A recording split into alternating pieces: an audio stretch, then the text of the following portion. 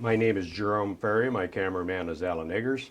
We're doing a video interview with Bert Katz, who has been a lifelong resident of Marion in Cedar Rapids for many years. Bert, tell us when and where you were born. I was born in Marion, Iowa here in 1922. What was your father's name? My father's name was Morris, M-O-R-R-I-S. Your mother? Ida. What was their maiden name?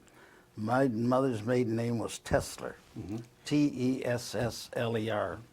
And I assume they were Jewish? Yes. Did you ever know your grandparents, Bert? I knew my mother's parents only slightly.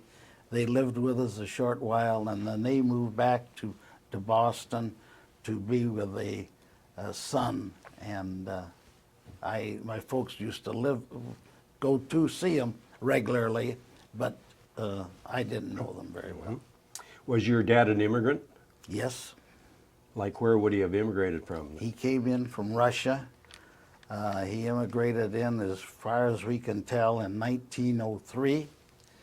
And we think he either came through Baltimore or Ellis Island, but we've never been able to prove either one. That he got in. Did you ever have a heart-to-heart talk with him about why he may have left Russia, or did he talk about his childhood? Never too much. We figured that the reason they got out of there was anti-Semitism. Everybody was trying to get out of Russia. What time period did I ask you that? What time period that was, the year you immigrated? 1903. 1903. Yes. And did I ask you his hometown? Did you? Yes, his hometown was a village called Billerudke. My mother came later with my older sister. So they were married. Oh yes. Prior to immigrating. They were. Mother and dad were married. My oldest sister was born in Russia. What was her name? Celia. And they immigrated in about 3 years after my dad came. What was his age when he come over? I think around 23. Did he ever say if he had a trade? Well, my father's trade was he was a cabinet maker, and that made him a living for the first years he was here. He got on a train and he ended up in Faribault, Minnesota, in the middle of the winter, and from there he found out that we had some relatives in Cedar Rapids, so he came to Cedar Rapids and he found a job with a company called Dishborn and Sessinger, which is now Southside Sash and Door. And he was an Orthodox Jew and would not work on the Sabbath. So they gave him a key, and he would come in on Sunday and get all the cabinetry ready to go, so to go out on the job on Monday morning. And it worked out fine. Did he ever say why Faribault? Why he took a train to Faribault, Minnesota? Faribault? I don't know. He probably got on a train, and that's where the line ended. Did he have any relatives in Cedar Rapids? We had some cousins, or shirt-tail cousins, by the name of Cohn and Oshman and Bergs. They were related to. They either came in from the same area as my folks did, the same village or the next village, and that's why he came here. And then you had mentioned that he started peddling. Oh yes, when he brought my mother and sister over, he heard that she could make more money peddling. That's going out into the countryside with a horse and a wagon and buying scrap. They never really bought anything. They traded. He'd have brooms and buckets and whatever on there, and the farmer had something where they traded it. Could he speak English? Well, he went to school to try to learn to speak English, and the few words he learned was, "Do you have any junk?" And if they said yes, he would say, "Let me see it." You were telling me a story about this lady that had a casket, her husband in it. He went to this farmhouse one morning, And he said to the lady, "Do you have any junk?" And she says, "My husband just died." So he didn't understand. He says, "Let me see it." So in those days, they displayed the body out in the parlor. Well, it scared the man half to death. Anyway, he said that horse could sure run. What did he do with the junk he collected? Would he bring it to his home then? Or? Well, no, he would take it to another scrap yard. There was other, like the Cones had a scrap yard established by then, and the Goldbergs had a scrap yard, and he would take the scrap to them. Now, what types of junk would he collect? Everything, and iron, brass, aluminum, Newspapers? newspapers, Rags. rags, old tires, inner tubes. Those were a big item in those days. And he just disposed of it at the salvage yards or Yeah, junk he yards, would what they take it call and he would sell it. Let's talk about you growing up a little bit, Bert. How many brothers and sisters? There was 3 boys and 3 girls in our family. What was their names from the oldest The down to the oldest youngest? one was Celia, and then Henry, and then Fred, then my sister Ruth, and my sister Kathy. We call her the warden. She looked out for the rest of you. Boy, you better do what she tells you to do. Do you ever remember your folks speaking Yiddish or Russian? Yes, they spoke Yiddish in the house, and my mother and father picked up more English because when we kids started school, we would talk to them in English, and so therefore they would pick up some words. Mm-hmm. And my mother, in later years, my oldest sister left home to go to Chicago, my mother used to call her every Sunday. And in those days, you talked to the operator, and she would say I remember the number was Idlewood 25428. And once in a while, the operator would say, "Could you please spell it?" My mother would hang up. If I knew how to spell it, I wouldn't need her. And she'd do the same thing in a grocery store. She'd go into a grocery store, and she knew the labels. Del Monte was a green label, and Libby's was a white label, and whatever was on the can, that's what she knew. But once in a while, she got stumped, so she would stop a lady in the aisle and say, "Would you help me? I forgot my glasses." Was your dad, was he strict with the kids? Oh, I think that we all. Was a razor strap in vogue? No, not really. We pretty much behaved, except me. I was. Do you remember his first His car? automobile? Yeah. Oh, my dad had trucks. He used later years after the horse and wagon, he'd have a truck, and we used it for the family outings, and we used it for whatever. Mm-hmm. What do you remember the first house you lived in? Yeah, we lived down I can remember we lived on 6th Avenue. Well, the house I was born in is right behind old St. Joseph's Church, Catholic Church.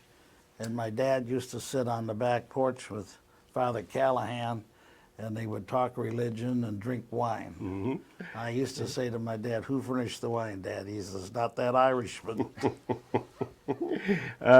Were all the kids in the family, they were expected to go to the synagogue?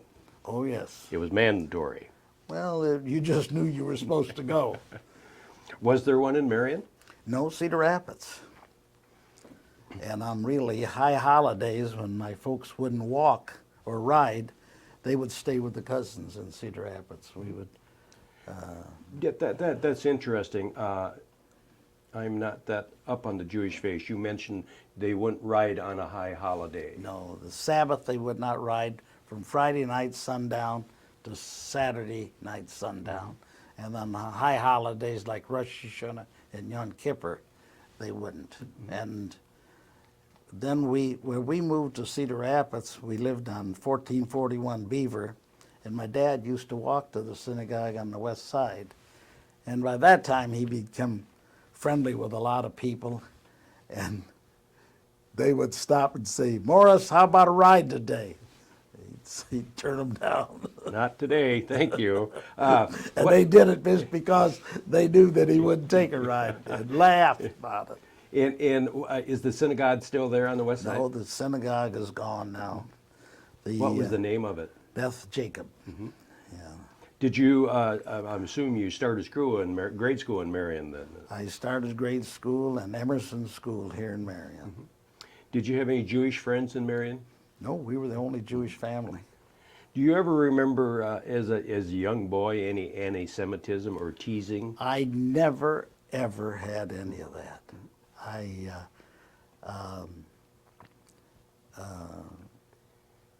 had friends, we played together in our backyard, and I've never been called bad words like a kike or whatever they might have called them. Yeah. And I had one friend, a fellow named Leroy Overall, and he was a black kid and lived over on Fifth Avenue, and his dad was the shoeshine man at the Roosevelt Hotel. And later on, years ago, Leroy got into a little trouble, ended up at the reformatory. But then when we used to haul scrap out of the reformatory, sometimes I would go up with a truck and pick it up, and Leroy'd say, "Let me ride home with you, Bert. I just run across the tracks. Won't take you but a minute."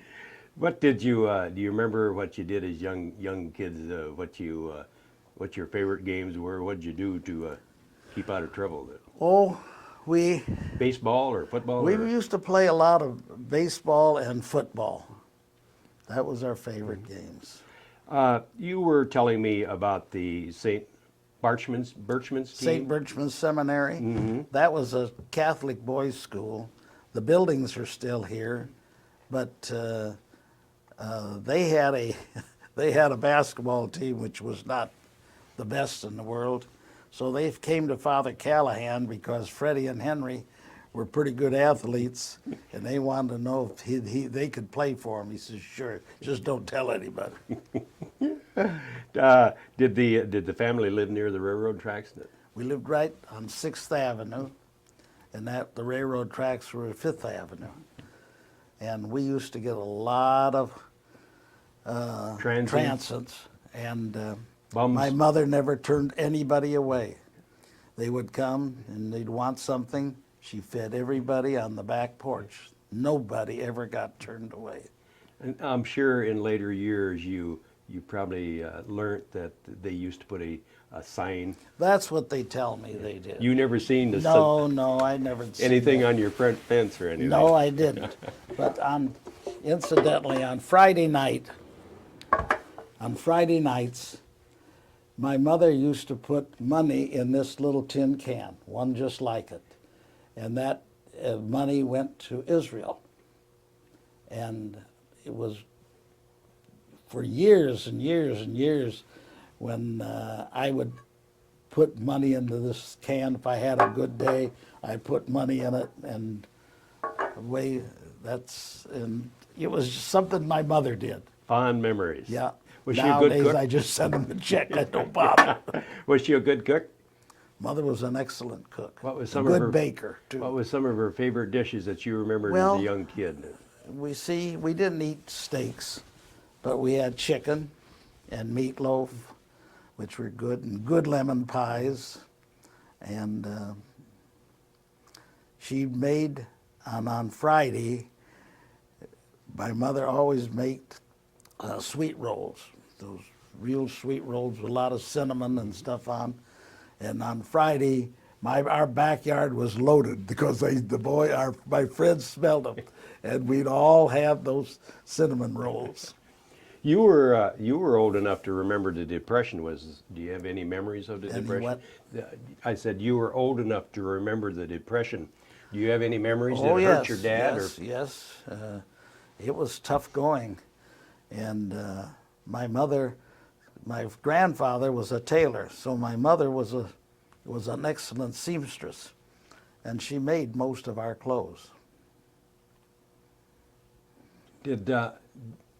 Was this in the time period where the feed stores would sell flour sacks with print on them? Yeah, that came afterwards, but my mother never did make things out of those, but she would make us a jacket and a shirt and trousers.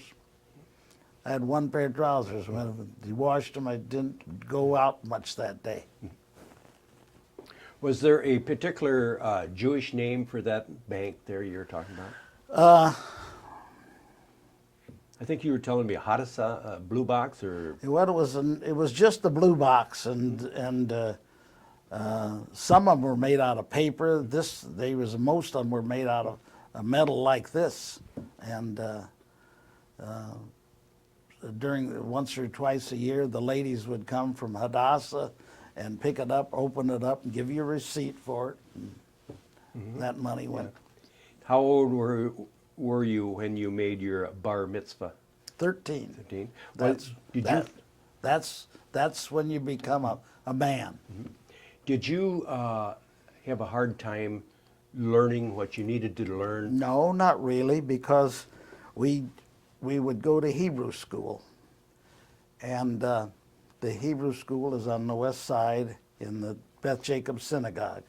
And after school, I would go there and spend 1 or 2 hours, and then get on the streetcar and come to Marion. Do you ever remember your folks having a big celebration in the home when you made your bar mitzvah? Was it a big event? The only thing that was that I can recall probably that my mother made a honey cake, and after the services, the men had wine and honey cake, and that was it. In those days, it wasn't the big to-do like today. Do you have any other memories of Jewish holidays that stand out in your mind? Any memories? Well, we used to have the Passover Seders, and all my sisters and all my brother-in-laws and all my nieces and nephews used to come for the Seder. And it would last way into the night. Did you have any Catholic buddies? Oh yeah, I had a fellow named Cocky Cruz. He lived here in Marion. And then my best buddy, Elmer Scott. And we used to he was what is known as the Shabbos Goy. Now his job was to come on Saturday morning and make sure the fire in the furnace was stoked, and turn on the coffee pot for my mother and dad, and do those things. And I think he probably got 15 cents for that. But that was his job. You mentioned you had one buddy that you used to walk by IC Church on Saturday. That's the same one. Elmer and I used to go to a movie like at the Rialto or State Theater downtown, and on the way home he'd say, I got to stop, and I would wait for him in the foyer while he went, did a confession. Did you ever feel slighted at Christmas time when your other children were receiving gifts and Not really. We celebrated Hanukkah, which some of my friends thought they were getting shorted because we had it for so many days, and they only got one day. Then what grade schools did you go to in Cedar Rapids? Oh, about Hanukkah, I got to tell you a story. Okay. My dad used to give us silver dollars, each one of us. Each night, give each one $1, and we accumulated them. And a few years back, I had them in the safety deposit box, and it got so dang heavy I couldn't take them out, so I gave them to my kids and told them to do what they wanted with them. Then the grade school was in Cedar Rapids. We moved to Cedar Rapids. Marion and Cedar Rapids. I went to Emerson School here and Lincoln, and then in Cedar Rapids I went to Johnson School. Then high school? What high school did you go Franklin. to? What year did you graduate? 39, 40. Were you into sports in high school? I played football for a little bit, not too much. I can remember I had a coach named Orville Rust, and we were playing a team one time, and and they sent me in. I played halfback, and I made maybe 3 or 4 carries, and I dropped the football. And he called me off and sat me down right side of him, and never said much. And then he turned to me and said, "Katz, get back in there and don't drop that football again. And I'll tell the rabbi you're not playing with a pigskin." You were mentioning your dad having a horse and wagon Yes, early on. Dad had a wagon that he could pay for, but the horse, he went to the livery stable, Oxley Livery Stable in Marion. And the man liked my dad. My dad was a joiner. He joined Oddfellows, Masons, whatever. And he sold him the horse for $25 and told him he could pay him $5 a week. Well, the second week the horse died. And so he went back to Oxley. Oxley says, "Okay, Morris, you go down the stables and pick anything you want, and you got the same deal." Okay, back to you said you graduated from Franklin in 1940. Of course, Pearl Harbor happened shortly after that. Did you Right get caught after up in that, the... yeah. I got caught in 41. The draft came along.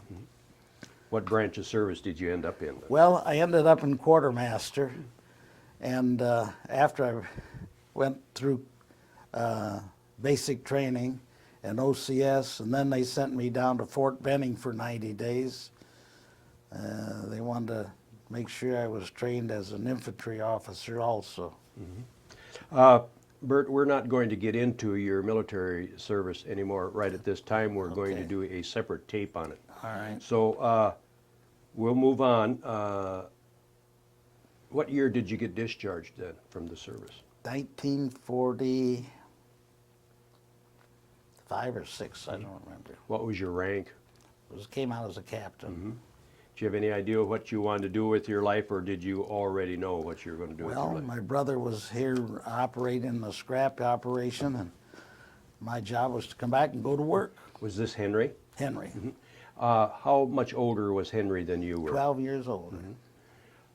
Did you ever get to know Henry with such an age difference? Did you ever become close to each other growing up?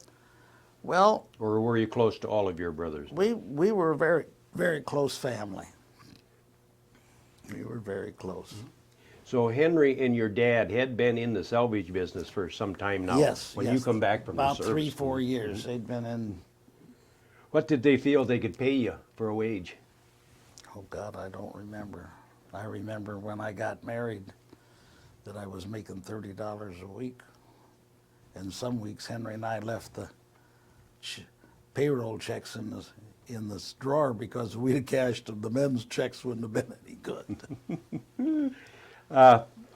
Were you married yet? I got married afterwards, yeah.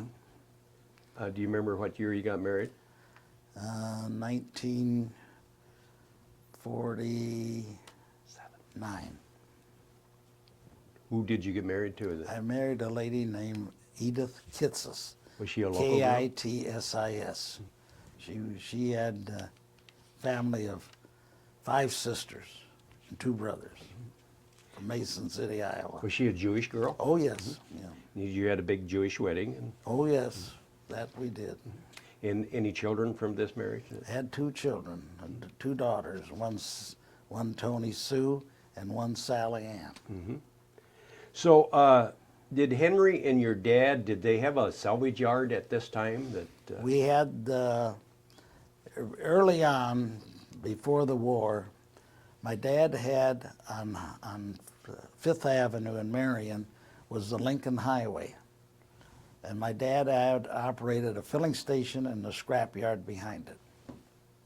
And then when Henry and I came along, we bought the property that the scrap yard is on 7th Avenue today. what's the address of that on 7th Avenue? 2700 7th Avenue.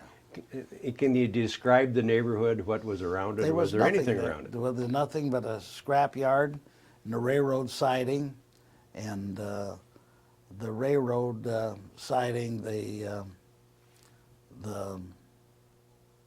They had a roundhouse down there, and they'd take the trains down there, and they could turn the train around, put it on there, and give it a turn, and he was ready to go the other direction. Was the property in the city limits? It, we were probably, in fact, we were, it was the edge of the city limits. And across the street from us was a man named Rasmussen he did a truck farm. He had raspberries and strawberries and watermelons and whatnot there. In later years, Henry and I bought that property. You have some neat photos here, Bert, of the early salvage yard. The top one up there, tell us about it. Well, the top one up there was the equipment we had in those days. We had a crane with a magnet, one with a clam bucket, and we would load scrap out on the Milwaukee Railroad. If you'll notice, there's some cars lined up. That was the railroad yard. And how many cars would you ship a week? In later years, we used to ship 8 to 10 cars a week. When we first started out, maybe 2 or 3 a week. Did all the different types of metals have to be separated? It all came in, and we would dump the metal in big piles, and our men would either cut it with torches and sort it. The cast iron they would sort away because it was worth more money, and the steel was cut to certain sizes. And did you have a... we had a shear too that we used to shear. Mm-hmm. And then later years we had a big press, and we would take a whole car body and dump it in there and squeeze it into a bundle about the size of a 3-drawer filing cabinet. That was about that size, and they weighed 1,200 to 1,500 pounds. Did you have a large magnet on this crane? Oh, yes, yeah.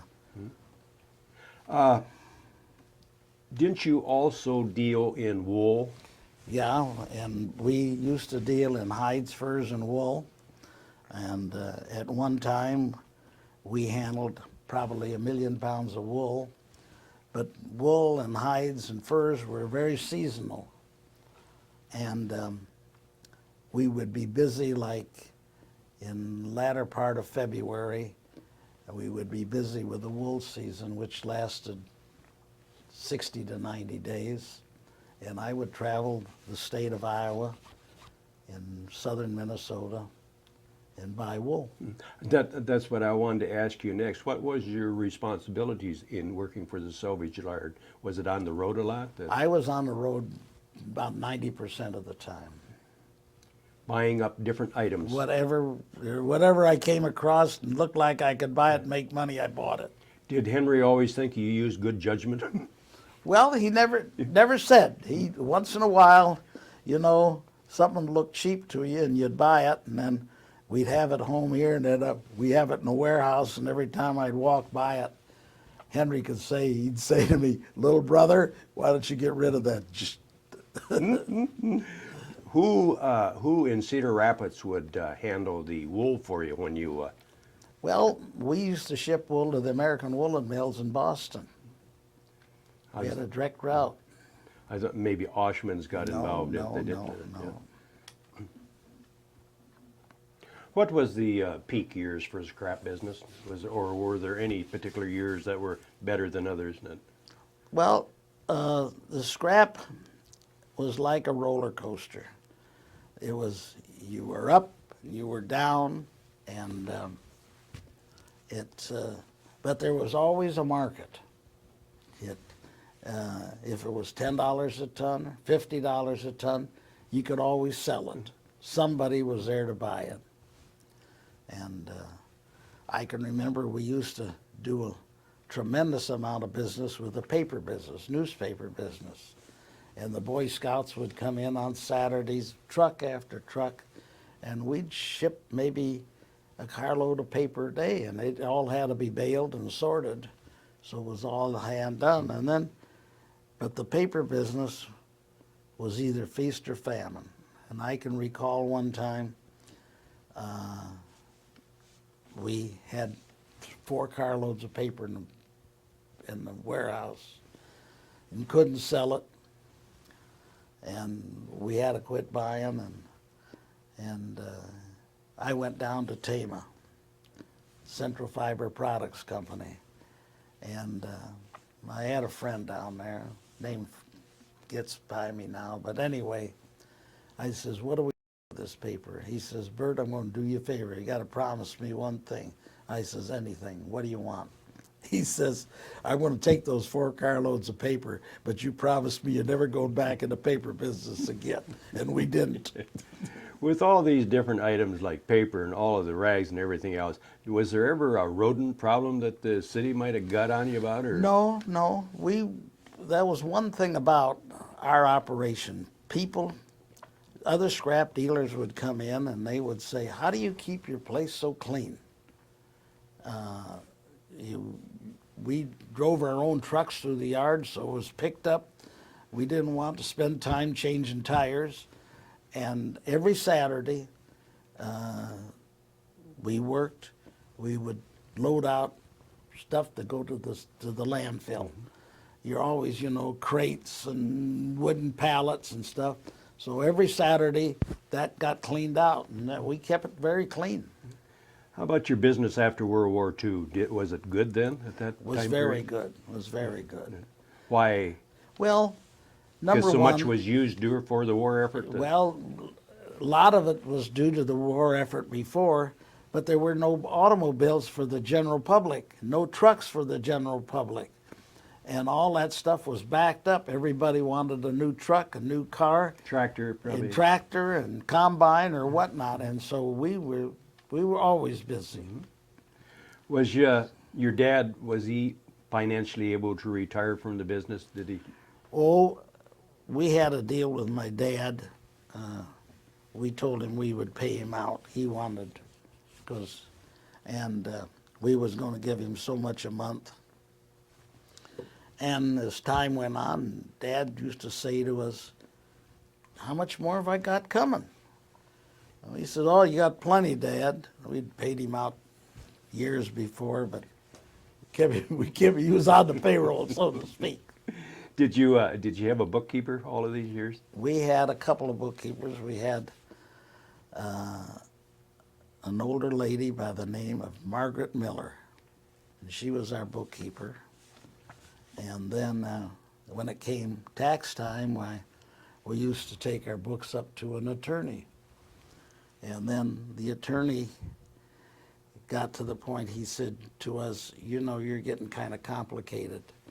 I suggest you find yourself a CPA. So he recommended McGladrey, Hanson, and Dunn. And McGladrey's had just taken on a CPA by the name of Mike Stallman. And this was his first outing, and they brought him to Marion, and he's been our CPA ever since, over 50 years. Was there any competition in the area?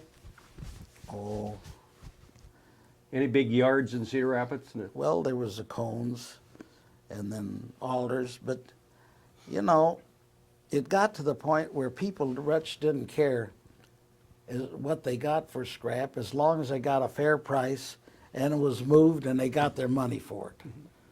Every Friday night when we locked the door, every pound of scrap or anything that was in our premises was paid for. And that meant a lot. This picture we're looking at here, Bert, it says auto parts. Well, that came along with the business. You'd buy a car and you feel, well, maybe there's more that we could do by selling the parts of it than scrapping it. And so we kind of got into the auto parts business, but it wasn't one of our favorite things. You have been into this business for so many years. Do you still find yourself checking the price of iron, scrap iron, and different... Yes, I do. Can't get away from it. In fact, today, scrap iron is the highest it's ever been in history. $300 a ton for scrap iron. And scrap today has become a national product. The Chinese and the Indians are in here buying whatever they can get their hands on, and they've pushed it out of sight. Did you find yourself holding on to it for a better price? We never held on to anything. No matter what the price was, you moved it. Whatever, if we got a carload of scrap in, we sold it that day. Mm-hmm. How many employees did you have in your peak years? Oh, peak years we had about 50. Did you have any problem finding help? No, we were very fortunate. We had the fire department had they would work 24 on and 24 off. So the 24 they were off, they came to work for us. They were volunteer firemen? No, they were paid firemen. And the police department did the same thing. And whenever there was a big fire, it would ring at our office, and half the yard would go out the back doors, go to the fire, volunteer firemen. You had mentioned the fact that your brother Henry was the fireman. Oh yeah, he lived and dreamed that. Didn't you say that he ended up, they made him a lifetime member of the Oh yeah, they Marion made him a Fire lifetime member. Department? Yeah. Your wife passed away at a very early age, didn't she? Yes. Yeah. How old was she then? 42. And you remember what year that was? She passed in away the in 80s 66. 66? Mm-hmm. Bert, you and Henry also got into the trailer park business. Yeah, we got into the trailer park business. What time frame was this then? Well, that was early 50s, and we had this land, and we had heard that that was a coming thing, low-cost housing.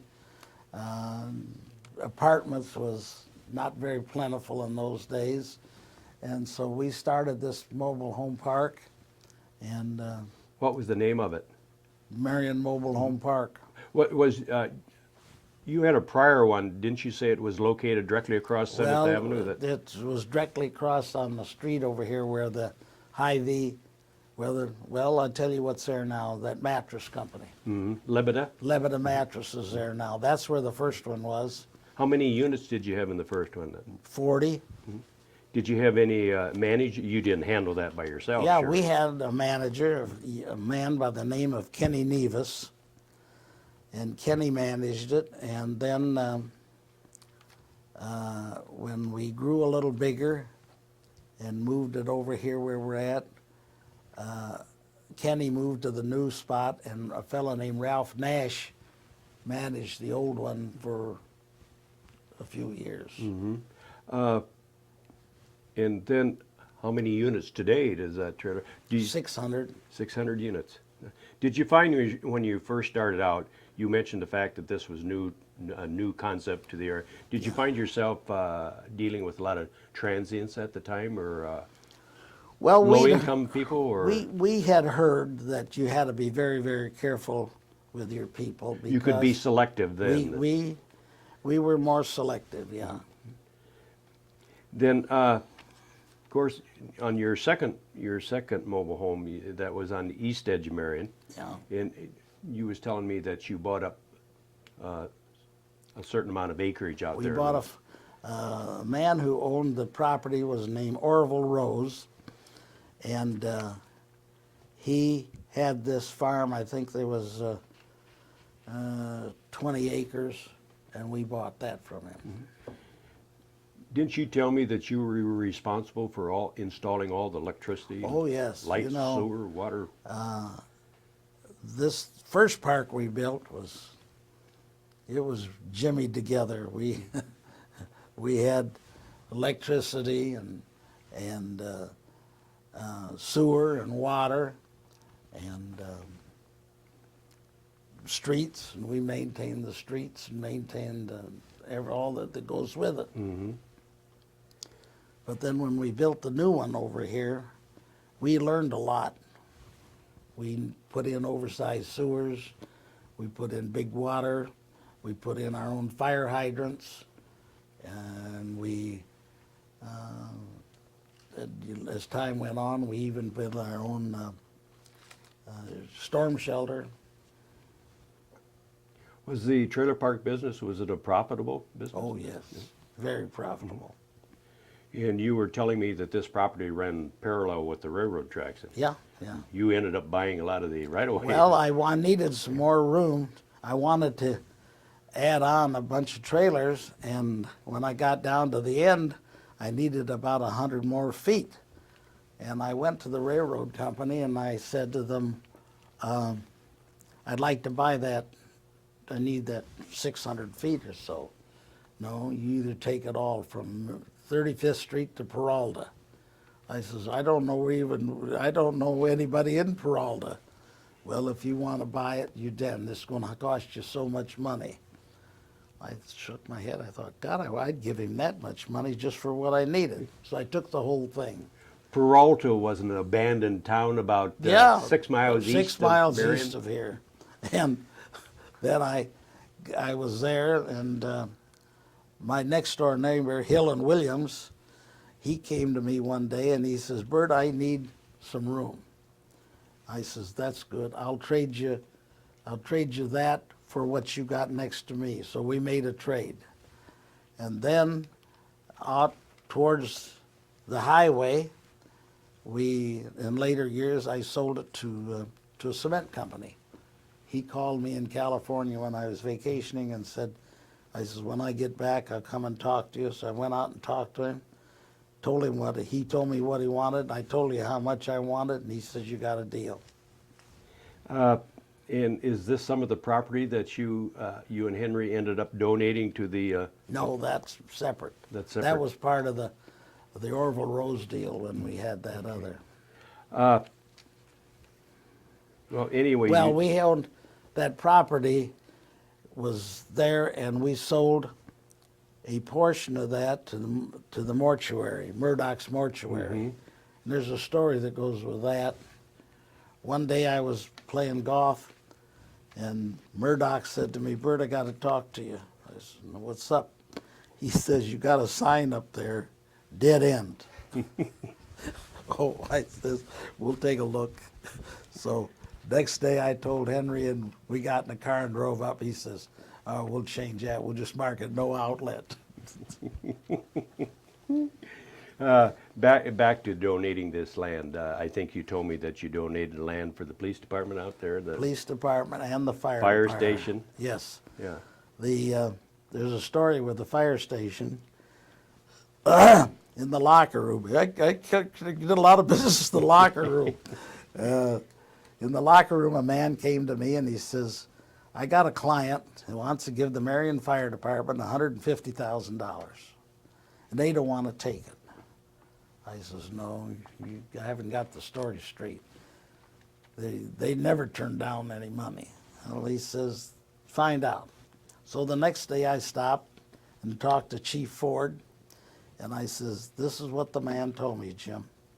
He says, no, that isn't the whole story. He says, you see that little white house over there? I says, yeah. He says, that's where the man lives. And he has a bad heart. And when he has a heart attack, they call for the resuscitator. And he says, we don't even take the crash truck. We just grab it off and run across the street with it. And we've saved his life probably 10 times. And he wants to give us that money. And we told him, and he wants us to buy a fire truck. And we told him, you know, a fire truck in 5 years is obsolete. I says, will you mind if I go talk to him? No. So I walked across the street and I introduced myself. He says, yeah, I know who you are. I said, you know, they tell me about this fire truck and $150,000. I said, I'll tell you what, Henry and I are going to donate the land up there for that fire station. Why don't you just give that $150,000 towards the new building, and we'll name the building after you. Mr. Katz, you got a deal. So when did you end up selling Katz Salvage? October 1985. Mm-hmm. Who'd you sell it to? We sold it to a man named Pete Brown. Pete Brown worked for a dear friend of ours in in Marshalltown who had bought a yard in Oklahoma City, in Tulsa, and they moved all their operation down there. And in the meantime, Schwartz had bought Cone Scrapyard, and Pete would be coming back and forth to do a lot of the dealings and so forth. And one day he stopped in the office and he said to my brother said to him, "Pete, why don't you buy this thing?" Pete says, "I might be interested." He says, "Just give me a few days and I'll let you know." Well, that weekend his wife and he drove in and we made a deal. He gave us all the money he had scrounged together, and the rest of it we had on a note. And then when he got possession, maybe a month later, he says, "You know, I gave you all my cash and I don't have any money to open up with." So we took him across the street to the bank, and Henry was a director in the bank, and we got him financed. You and your brother accumulated an awful lot of wealth in your lifetime.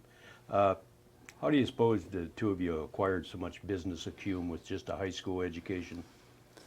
Oh, we were lucky, hard workers, and we tried to be fair with everybody.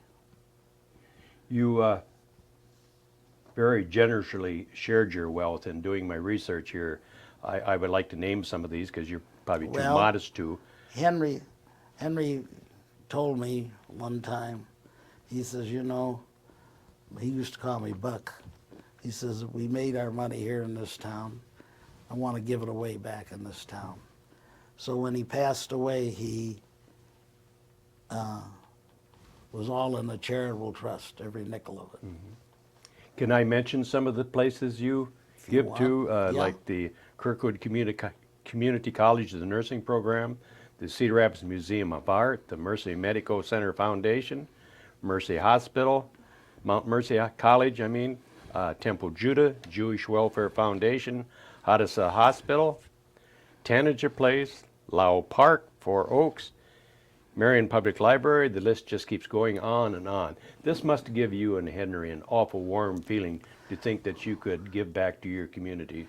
Well, the warm feeling comes when someone stops you on the street and says, "You know, I was down in Mercy Hospital," and he says, "We saw that cat's cardiac that you donated," and it's Cardiovascular Center? That's right, and they rave on and on and on with it. And then at one time, when they had the Marion Library going, they wanted to start a children's program. And George Lau came to me and he says, "We'd like to start one and we need some money." I says, "Okay, you got it." Anyway, I had some friends over at Rockwell Collins, and I remember calling there one day, and a lady said to me, I told her who I was, and John was gone. She says, "By the way, are you the Katz who donated the money for that public library for the children's fund?" I says, "Yeah." She says, "I want you to know how much we appreciate it." I mean, things like that. People stop me on the street. People used to stop me on the street. Says, "Boy," he says, "when I was in trouble and I went to the bank and they wouldn't give me any money, and your brother Henry would walk out and stop me and say, 'How much do you need? $300? Stop in the office and Bert will give you a check in the morning.'" What was the mitzvah account? Well, the mitzvah account was, a mitzvah means a gift of well-doing, doing for a real good deed. And we had this mitzvah account that we paid all our temple dues, all our charities, all came out of that mitzvah account. And time again, we'd get a call from somebody we'd send a check to. "What is this mitzvah account? What does it mean?" And it got to be a pretty good thing going around. Just write us out of the mitzvah account. You thought a lot of your brother Henry, didn't you, Bert? Yes, I did. Yes, we worked very close together. Was Never had the first argument. and I imagine he was very well known in the Marion Cedar Rapids Oh, area yes, also. yes. And his wife. Sarah. Sarah worked as a secretary to Fred Kluss at Roosevelt High School. And, all the kids knew her. People would say to me, well, it wasn't for your sister-in-law, Sarah, I got kicked out of school. What year did Henry pass away then? Henry passed away in, gotta look here, 2000. Do you still have any brothers and sisters living? I have 2 sisters, What's their names then? Ruth and Kathy. And where are they living, Bert? They live in Highland Park and in Chicago. And this is my sister Ruth. This is my younger sister Kathy. And that's my brother-in-law Mort. Are they still as active Well, they've slowed down as a you little, are? but they're pretty active. In fact, my sister Ruth still volunteers at the Highland Park Hospital every week. Really? Okay. This is my mother and dad, a picture taken in Florida. What year do you suppose that was taken? Oh, that had to be probably in 49 or 50. Did you ever remarry, Bert? Yes. I married a woman in Cedar Rapids who we were friends together. She had lost her husband from cancer about the same time as I lost my wife. And after 3-4 years, we got together. What's her name? Suzanne. Of course. Did you have any children by her? No, she had a son and a daughter. And 3 years ago, the son passed away of cancer, 47 years old, the same kind of a cancer his father passed away from at the same age. This is a picture of my wife and myself, and this is a picture of Henry and Sarah. That was the day they dedicated the Katz cardiology pavilion. Very nice. And did your wife, your second wife, did she have any grandchildren? She hasn't. She has just the daughter is the only one she has left, who lives in Santa Cruz, California. And how about you from Tony and Keone and Giora never had children. where are they living today? They live in Cedar Rapids here, and Tony's a therapist, and she worked at Abbey, and now she's working out of a center with 2 psychiatric doctors, and she does all the other work that they don't want to handle or can't handle. Do you have any hobbies, Bert? No, I wish I did. How about golf? Do you golf? Well, I golf a lot, but that's not a hobby. Who's some of your golfing buddies that you really enjoy being with? Well, we used to have a foursome or fivesome, and it was Dr. Sedlacek, Dr. Estes, Dr. Stitzel, Dr. Art Williams, and I was the only MD of the bunch, a metal dealer. Yeah. Did you do any traveling? Did you ever get back to your father's homeland or to the? No, the only thing is, after about 10, 12 years ago, Sue and I took a trip to Europe. We went to London, and I showed her around all the places that I was in London, and then we took the train over to the continent. They put the train on a ferry and took us over, and the Orient Express, that's what it was. And then we got off the train in Paris, and we rented a car, and we traveled on all over Europe. Does Does Bert have any goals he wants to complete yet before? Not really. I just wish some good health for the last years because some of my friends are dropping off pretty fast. Fellas I played golf with in California, we used, for 16 years, we would play golf Monday, Wednesday, and Friday, go to lunch Monday, Wednesday, and Friday, go out to dinner at least during the week, and last year when I came back, I was the only one that came back.